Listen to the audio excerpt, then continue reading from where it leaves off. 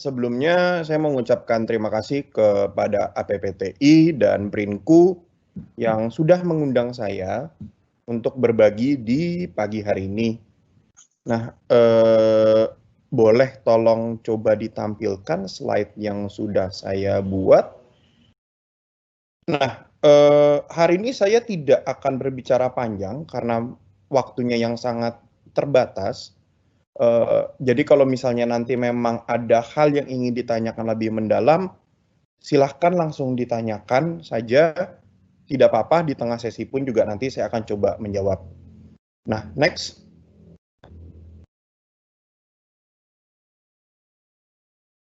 Nah, saya akan membahas secara garis besar. Pertama, seperti apa sih saat ini pasar e-book di Indonesia yang menurut desas-desusnya selama masa pandemi ini mengalami peningkatan, gitu ya.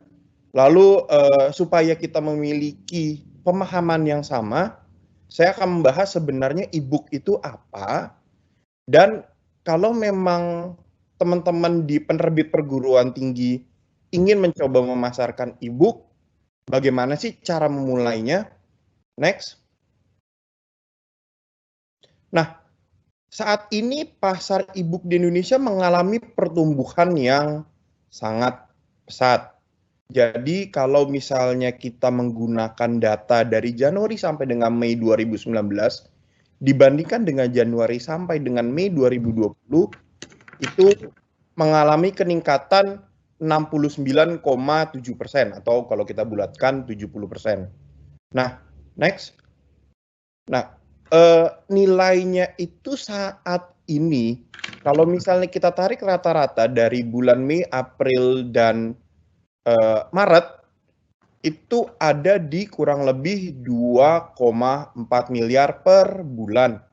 Memang angka ini kalau dibandingkan dengan pasar buku cetak umum, tidak termasuk buku pendidikan, berarti nilainya hanya sekitar 2 atau 4% saja. Tetapi di sini yang mungkin bisa dianggap menjadi peluang adalah besarnya persentase keuntungan pada saat kita memasuki pasar buku digital. Next.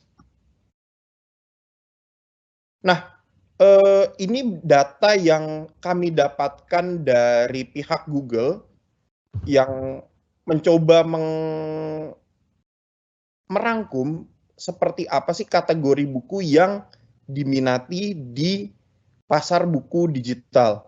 Nomor satu memang adalah buku fiksi, itu nilainya hampir 48% pasar. Lalu ada buku masakan, ternyata orang Indonesia sangat gemar memasak, gitu ya, dan mencari referensi buku masakan, itu 17%, dan sisanya. Untuk buku pendidikan sendiri, sebenarnya dibelah menjadi beberapa. Nah, di sini kalau lihat ada kayak Mas Eko gitu ya, Mas Eko dari penerbitan Persetia Mulia. Sebenarnya kalau bukunya Mas Eko itu tidak termasuk dalam education atau study aids, tetapi dia masuk ke kategori umum bisnis dan economics. Jadi sekali lagi ini belum menggambarkan pasar sebenarnya untuk buku-buku di perguruan tinggi. Next. Nah, untuk kita masuk ke dalam pasar e-book, sebenarnya ini tergantung dari platformnya, karena setiap platform itu memiliki bentuk pasar yang berbeda-beda. Kalau pasar Google Play Store atau Playbooks, dia itu merupakan pasar buku digital retail. Jadi setiap orang akan mengupload bukunya lalu membeli secara satu persatu. Kalau Amazon, dia memiliki beberapa bentuk pembayaran, dan kita apabila kita tertarik mendapatkan versi cetaknya dan kita sudah membeli e-booknya, itu kita bisa memesan versi cetaknya yang POD, print on demand, itu dengan harga yang lebih murah. Selain itu juga Amazon ada bentuk bisnis berlangganan. Jadi kita bisa berlangganan lalu bisa membaca sejumlah buku. Nah, kalau script itu murni subscription based atau berlangganan, Perbedaannya dengan Amazon, kalau di Amazon biasanya kita bisa berlangganan per penerbit atau per publishers. Kalau di Script itu berlangganannya langsung per platform. Kalau misalnya kita mau melihat pasar buku lokal yang memang dapat diakses oleh umum, itu ada Books Live, ada Storyal, ada Gramedia Digital. Next. Nah, ini saya mau mencoba menyamakan persepsi atau pemahaman mengenai apa itu e-book, gitu ya. Jadi, next, boleh. Nah, e-book sendiri atau buku digital biasanya itu akan dibelah menjadi dua format. Format yang pertama itu adalah PDF, yang saya yakin di sini hampir semua penerbit memiliki PDF dari versi bukunya, gitu ya. Seperti yang kita tahu, PDF itu sebenarnya sama persis seperti buku cetak, di mana dia memiliki setting, memiliki layout.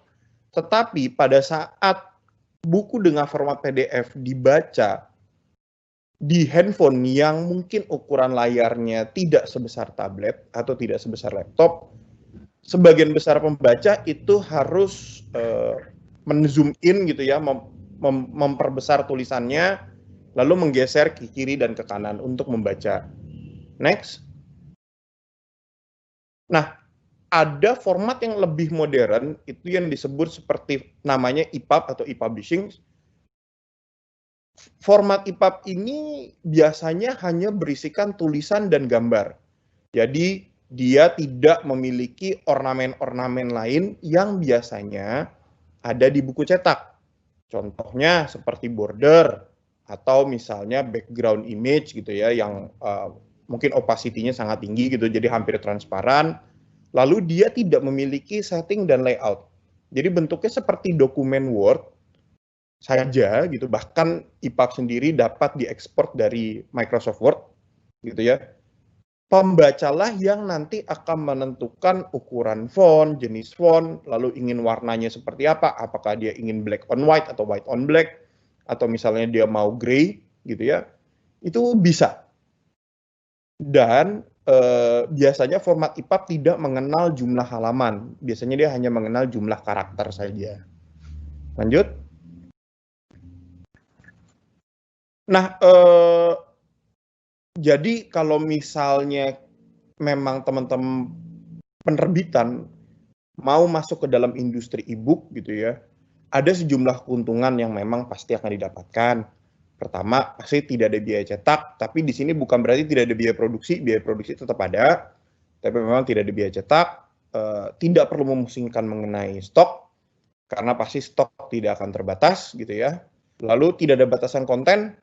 Saya yakin di sini Bapak Ibu sekalian pada saat mengelola industri penerbitan, terutama pada saat di tahapan setting atau layout, pasti ada saat tertentu di mana konten harus dikorbankan karena adanya batasan kondisi fisik dari buku tersebut, gitu ya. Nah, kalau di e-book ini nggak ada gitu. Jadi kalau misalnya mau bikin buku jumlahnya kurang dari 10 halaman bisa, gitu ya.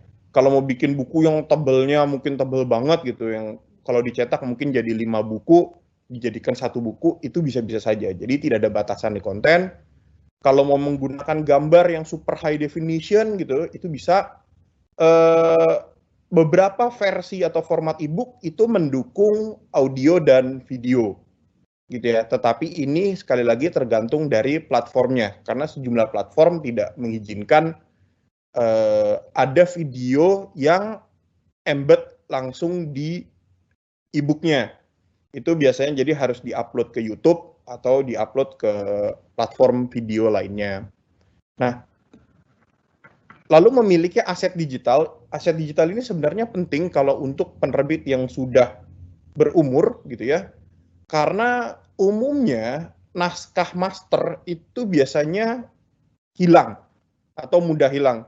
Jadi saya pernah ketemu bahkan dengan banyak penerbit itu pada saat karyawannya pindah gitu ya, pindah perusahaan atau berhenti, itu aset digitalnya ikut dibawa sama si karyawan karena mungkin naskahnya ada di laptop pribadi karyawan tersebut atau yang lainnya gitu ya. Lalu bisa memasukkan semua naskah lama yang sudah tidak ada versi cetaknya, atau naskah yang belum terbit gitu ya, atau ada naskah yang mungkin edisi khusus yang bisa diupdate kapanpun gitu ya, itu bisa saja.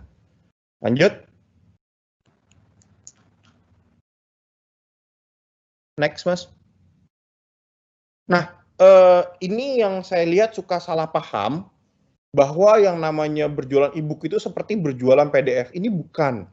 Jadi, di platform e-book yang benar, yang dijual itu adalah hak membaca, bukannya akses terhadap file.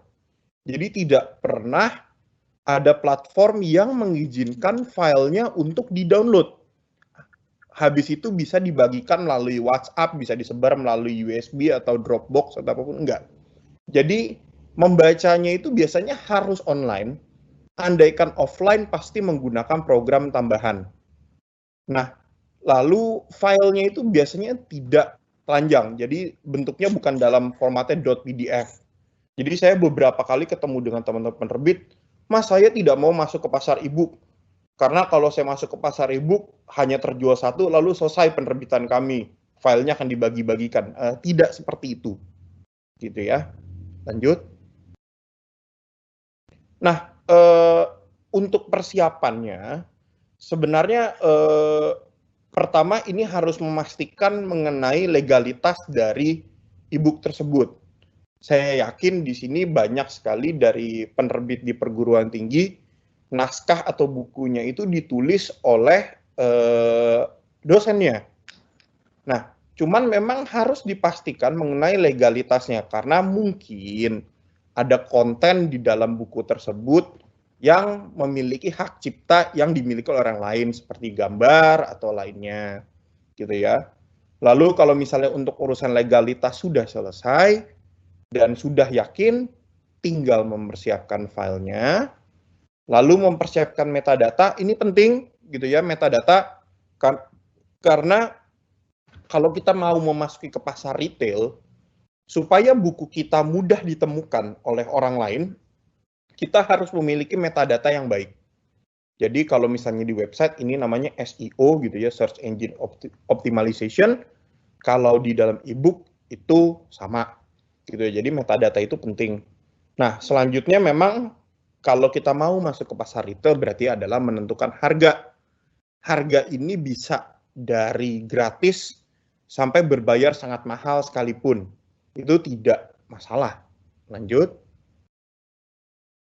Nah, lalu pada saat kita sudah memiliki file naskah, legalitas kita sudah selesai, kita sudah tahu akan menjual dengan harga berapa, kita sebagai sebuah perusahaan atau sebagai penerbit harus menentukan. Pertama, kita akan mau menggunakan jasa agregator atau tidak. Karena kalau misalnya kita menggunakan jasa distributor, biasanya secara proses administrasi pendaftaran lebih mudah. Karena mendaftar di platform syaratnya lumayan banyak. Tetapi keuntungannya adalah kita dapat kapanpun mengakses data yang memang dapat disediakan oleh si platform tersebut. Gitu ya. Mas Radi, izin 5 menit lagi ya? Iya, Pak. Baik, terima kasih. Iya, sama-sama, Pak. Nah, lalu kita akan menentukan platform atau tempat berjualannya, karena sekali lagi, setiap platform itu memiliki bisnis proses yang berbeda-beda, dan pembagian hasil yang juga berbeda-beda. Jadi di sini kita harus menentukan baik-baik platform mana yang akan kita masuk terlebih dahulu. Gitu. Kalau semua ya mungkin semua, tapi mungkin bisa diurutkan secara prioritas. Gitu ya. Nah, lalu mendaftar di platform tersebut, biasanya ada syarat-syarat teknis. Syarat teknis terberat biasanya urusan pajak. Karena sejumlah platform internasional itu mewajibkan kita untuk memasukkan data pajak. Gitu ya, seperti Google atau Amazon, dia akan meminta data pajak kita. Kalau Google pada saat kita memutuskan akan berjualan di seluruh dunia, itu kita perlu mendaftar pajak di beberapa negara seperti Amerika, Jepang, dan Uni Eropa. Gitu ya. Tapi akan dibantu oleh pihak Google, tapi ya kalau secara, walaupun kalau di Indonesia kita bebas pajak ya untuk urusan buku sekarang gitu ya, sudah ada peraturannya.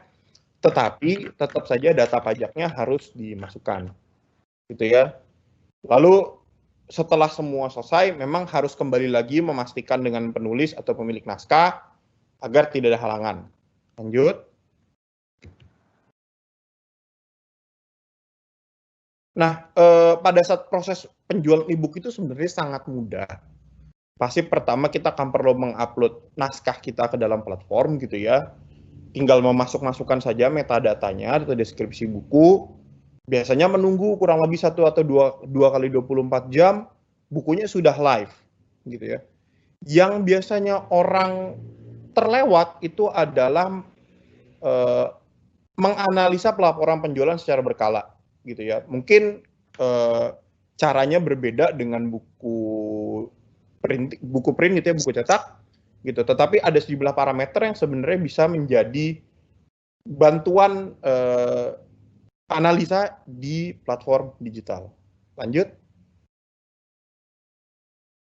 Nah, ini penutup aja gitu ya. Jadi saya paham bahwa sejumlah penerbit memandang e-book itu sebagai sebuah ancaman. Karena mereka sangat khawatir pada saat masuk ke pasar e-book, bukunya akan dibajak atau tersebar luas gitu ya. Dan itu akan mematikan industrinya mereka. Di sini saya bisa bilang bahwa industri pembajakan buku yang tidak ada versi digitalnya pun dibajak gitu. Zaman sekarang pembajakan itu canggih. Mereka tidak lagi memfotokopi buku, tapi buku yang dibajak itu pun biasanya hanya di-scan lalu mereka punya versi digitalnya dan digitalnya ini dibagi-bagikan. Begitu ya. Nah, daripada kita tidak masuk sama sekali ke dalam pasar e-book, lebih baik masuk gitu ya. Lalu kita bisa mulai berpromosi dan bilangnya daripada kamu download bajakan, kami punya versi resminya segala macam gitu ya. Dan sekarang banyak sekali teman-teman penerbit, terutama di penerbitan populer, itu yang sudah fokus 100% buku digital. Jadi dia sudah tidak lagi mencetak buku, karena keterbatasan modal memang, dan dia merasa penyebaran dari e-book itu lebih cepat ketimbang buku cetak. Itu next. Ya, terima kasih gitu ya atas kesempatan yang singkat ini. Mungkin kalau ada pertanyaan yang ingin ditanyakan, bisa langsung ditanyakan melalui kolom pertanyaan. Untuk sesi ini saya kembalikan ke moderator Pak Am. Terima kasih Pak. Baik, terima kasih Mas Randi atas pemaparannya, luar biasa. Saya kira kita dikenalkan banyak hal mengenai dinamika e-book ya. Nah, Bapak Ibu sekalian yang hadir di seminar ini, bagi Bapak Ibu yang ada pertanyaan, silakan ajukan. Nih sambil menunggu nih panitia juga memilih atau melihat daftar pertanyaan Bapak Ibu sekalian. Saya izinkan nih, Mas Randi, ada satu pertanyaan, atau bisa juga nih karena waktu juga terbatas, ini mewakili ya.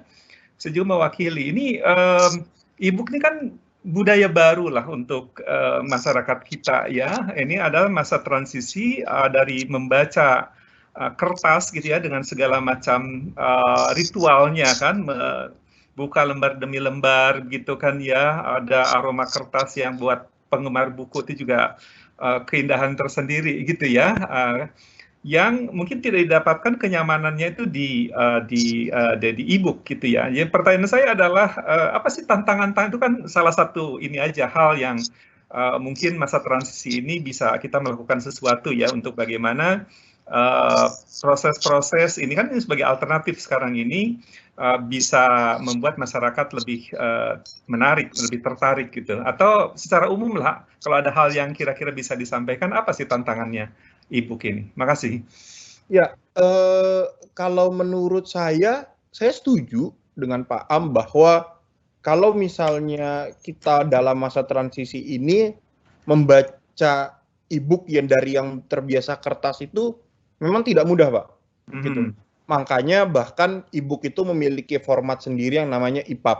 Tetapi kalau disebut sebagai orang Indonesia tidak terbiasa membaca digital, itu tidak benar juga. Karena rata-rata penggunaan gawai atau device di Indonesia per harinya itu di atas 4 jam. Gitu ya. Memang kita tidak membaca buku. Kita membaca sosial media, kita membaca WhatsApp, kita membaca artikel website gitu ya. Tetapi kenapa kita bisa tahan sampai berjam-jam? Karena memang platform-platform ini diciptakan untuk ukuran layar yang memang seperti smartphone kita. Jadi kita tidak lelah pada saat membaca berpanjang-panjang. Nah, ini yang sebenarnya dijawab oleh format EPUB itu ketimbang PDF. Tetapi memang habis itu tantangannya adalah pada saat sebuah penerbit memasuki industri buku digital dan dia memulai dari PDF, maka dia tidak perlu melakukan proses produksi lagi. Karena PDF biasanya semua penerbit pasti punya. Gitu. Jadi tetapi kalau dia memang mau ideal gitu ya, maka dia mau memulai dengan format EPUB tadi, berarti dia harus melakukan proses produksi ulang lagi. Tuh. Karena pada saat naskah sudah di-setting atau sudah di-layout, contoh misalnya menggunakan Adobe InDesign, dia itu pada saat di-convert menjadi EPUB, dia akan menjadi EPUB dengan static layout, yang sebenarnya hampir tidak ada perbedaannya dengan PDF. Gitu. Sedangkan untuk yang dynamic layout atau yang flow layout itu biasanya dibuat dari Microsoft Word. Nah, memang biasanya awalnya pada saat penulis menulis naskah dia menggunakan Microsoft Word. Tetapi pada saat naskah itu sudah sampai di tangan editor dan mereka melakukan proses editing, bahkan perbaikan naskah, itu sudah melakukan perbaikannya di format Adobe InDesign-nya atau di format. Nah, dan versi Word-nya itu tidak diupdate gitu, Pak. Word itu hanya versi yang pertama, sedangkan yang di InDesign yang sudah rapih gitu kan. Jadi pada saat harus mengembalikan lagi ke versi Word biasanya memakan waktu. Dan tantangannya ya justru di mencari waktunya itu gitu.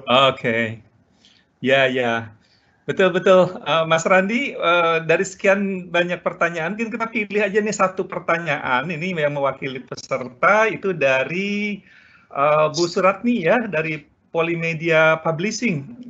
Pertanyaan Bu Suratni ini berkaitan dengan best selling e-book itu genre apa ya? Meskipun tadi disampaikan ya, ini kan kebanyakan fiksi, tapi mesti dielaborasi lebih lanjut. Dan Bu Suratni menanyakan tentang segmentasi pasar untuk e-book itu rata-rata usia berapa katanya? Silakan Mas. Kalau memang genre memang saat ini adalah buku fiksi, tetapi bukan fiksi untuk remaja, tetapi untuk young adults, mungkin untuk ukuran orang di umur 21 sampai dengan 25. Tantangan terbesar. Jadi anak-anak muda ya? Sebenarnya anak-anak muda, tapi yang enggak yang muda-muda banget gitu Pak. Mungkin muda matang. Sudah sedikit mandiri, sudah pada saat belanja digital, itu tidak perlu lagi meminta izin ke orang tuanya. Betul. Gitu, karena saat ini cara pembayaran sebenarnya ada 3. Menggunakan kartu kredit, menggunakan pulsa, atau menggunakan voucher. Ada GoPay gitu ya, tapi GoPay itu dikategorikan sebagai pulsa juga sebenarnya. Gitu. Tetapi mereka ini biasanya untuk yang anak muda belanja buku itu belum tentu pakai uang sendiri gitu, Pak. Mereka masih meminta uang dari orang tuanya, mungkin karena terbiasa kalau dari kecil belanja buku seperti di toko buku Gramedia, ya dia akan meminta orang tuanya yang membayar gitu kan. Pada saat mereka transformasi ke pasar digital, biasanya mereka kadang masih terbawa harus orang tuanya yang membayar. Kan sangat sedikit orang tua yang mau memberikan akses misalnya kartu kreditnya ke akun digital anaknya. Takut disalahgunakan, nanti dibeliin game atau dibeliin yang lain. Misalnya contoh sih kayak gitu. Jadi kalau pasar terbesar sebenarnya harusnya ada di anak muda, karena mereka yang kita sebut sebagai digital native gitu ya. Mereka anak umur 15 sampai 18 ini rata-rata penggunaan device-nya itu pasti di atas 5 jam per hari. Oke. Gitu ya. Tetapi mereka ini belum memiliki kemampuan untuk membeli sendiri. Jadi ini segmentasi pasar terbesarnya ada di umur 21 sampai dengan 25. Yang nomor 2 itu adalah di 26 sampai dengan 30 justru. Oke. Baik, Mas Randi, saya kira waktunya sudah habis. Saya yakin masih ada beberapa pertanyaan lagi, tapi mudah-mudahan nanti bisa kita diskusikan di lain waktu. Saya kira menarik tadi paparannya, Mas Randi. Kita mudah-mudahan bisa ketemu lagi nanti ya di acara-acara seperti ini. Saya kira kita semua berkomitmen lah untuk pengembangan e-book di Indonesia ya. Sebagai media alternatif. Kita ingin bangsa ini sering membaca ya, karena membaca adalah jendela dunia